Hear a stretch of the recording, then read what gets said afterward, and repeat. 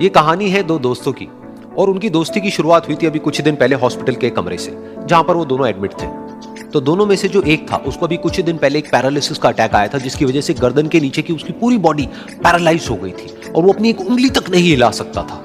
और पूरे दिन जो भी नर्स उसके पास में आती वो उसको एक ही बात कहता कि मुझे कोई ऐसा इंजेक्शन दे दो जिससे कि मैं मर जाऊं, अब मैं और जीना नहीं चाहता, ऐसी जिंदगी का मैं क्या करूं।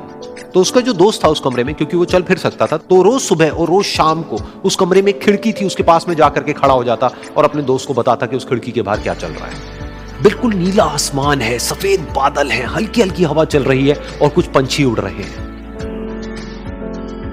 एक बहुत ही सुंदर बीच है जहां पर कुछ बच्चे मिट्टी के घरौंदे बना रहे हैं। कुछ लोग हैं जो वहां पर बैठे हुए बस समुद्र की लहरों को देख रहे हैं। कुछ लोग जॉगिंग कर रहे हैं, कोई एक्सरसाइज कर रहा है, कोई पतंग उड़ा रहा है। वहां पर एक आइसक्रीम की स्टॉल है जहां पर कुछ लोग आकर के आइसक्रीम खा रहे हैं। और सनसेट के टाइम पे जो पानी है वो पूरा गोल्डन हो जाता है और चमकने लगता है। तो शुरू में तो जब उसने वो सब बताना शुरू किया तो उसके दोस्त के ऊपर ज्यादा असर नहीं हुआ, लेकिन धीरे धीरे उसके अंदर जीने की चाह जागने लगी। अब वो सुबह का इंतजार करने लगा कि जल्दी से सुबह हो और मेरा दोस्त मुझे बताए कि आज यहां पर क्या हो रहा है। कुछ दिन तक ऐसे ही चलता रहा। फिर एक दिन जब वो सुबह उठा तो उसने देखा कि सामने वाला बेड खाली है। फिर उसने नर्स को बुलाया और उससे पूछा कि क्या वो डिस्चार्ज हो गया है। तो नर्स ने कहा कि आपको तो उन्होंने बताया होगा, उनके पास कुछ ही दिन बाकी थे और कल रात को ही उनकी डेथ हो गई।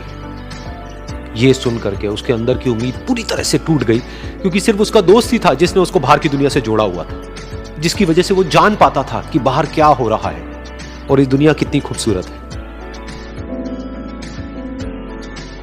तो कुछ दिन तक तो वो रोता रहा और उसने जीने की चाह छोड़ दी। लेकिन दूसरी ही तरफ से उसके अंदर कहीं ना कहीं एक नई चाह पैदा हुई कि काश मरने से पहले एक बार मैं खुद अपनी आंखों से देखूं इस खिड़की के बाहर कि दुनिया कैसी है। जैसे जैसे उसकी ये चाह बढ़ने लगी, उसको अपने अंदर एक अजीब सी एनर्जी महसूस होने लगी। और फिर एक दिन उसने अपनी पूरी ताकत लगा दी और किसी तरीके से वो बेड से नीचे गिरा और पकड़ पकड़ करके किसी तरह से उस खिड़की तक पहुंचा।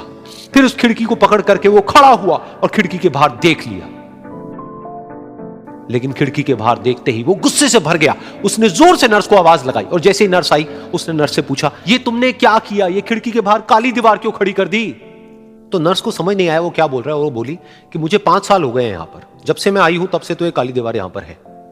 तब जाकर के उसको समझ आया कि उसका वो दोस्त उससे झूठ बोल रहा था।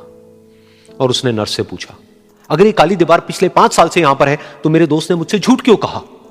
तो नर्स थोड़ा सा मुस्कुराई और बोली कि मैं ये तो नहीं जानती कि उन्होंने आपसे झूठ क्यों कहा, लेकिन मैं इतना जरूर जानती हूं कि जो भी कुछ उन्होंने आपसे कहा उसी वजह से आप अभी अपने पैरों पर खड़े हैं। तो इस कहानी से हमको यह सीखने को मिलता है कि जो हमारे शब्द हैं, जो हमारे वर्ड्स हैं, जो हम अपने मुंह से बाहर निकालते हैं, उसमें इतनी पावर है जिसकी कोई हद नहीं है। वो किसी आदमी को गिरा भी सकते हैं और उसको उठा भी सकते हैं। तो अब आपके ऊपर है कि आप अपनी इस पावर को यूज करते हो या मिस यूज करते हो।